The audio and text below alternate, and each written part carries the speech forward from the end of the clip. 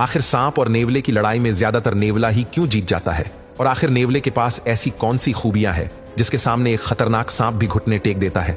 और क्या सांप हर बार नेवले से हार जाता है?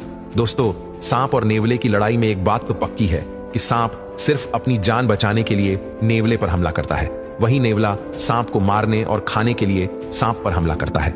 यानी इतना तो तय है कि इन दोनों जीवों की लड़ाई में लड़ाई होने से पहले ही विजेता नेवला होता है। सांप को मार डालने में नेवले की सफलता का कारण उसकी 4 प्रमुख विशेषताएं हैं, जिसमें से एक है नेवले का अत्यधिक फुर्तीला होना। जो जीव जितना फुर्तीला होता है, उसे सामने वाला जीव उतना ही सुस्त दिखाई पड़ता है। यदि हमें सांप का हमला इतना तेज दिखता है, तो वही हमला एक नेवले को इतना सुस्त दिखाई देता है। अपनी अत्यधिक फुर्ती के कारण नेवला 100 में से 99 मौकों पर सांप के हमले से बच जाता है, लेकिन जब फुर्तीले नेवले द्वारा हमला किया जाता है तो सांप नहीं बच पाता।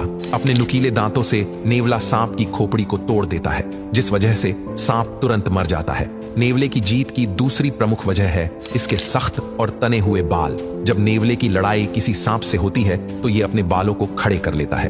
बता दें कि सांप के दांत ज्यादा लंबे नहीं होते, इसलिए जब सांप नेवले को काटने की कोशिश करता है तो अधिकतर मौकों पर सांप के दांत नेवले के सख्त और खड़े बालों में ही जहर उगलकर वापस हो जाते हैं। ये दांत नेवले की त्वचा तक पहुंच ही नहीं पाते, और यदि सांप नेवले को काटने में कामयाब भी हो जाता है तो नेवले की अन्य खूबियां उसकी जान बचा लेती है। एक नेवले की त्वचा के ठीक नीचे चर्बी की एक मोटी परत होती है। सांप अपना विष नेवले की चर्बी की इसी परत में छोड़ पाता है, और ये तो हम जानते ही हैं कि चर्बी में छोड़ा गया कोई भी बाहरी पदार्थ बेहद धीमी गति से शरीर में अवशोषित होता है।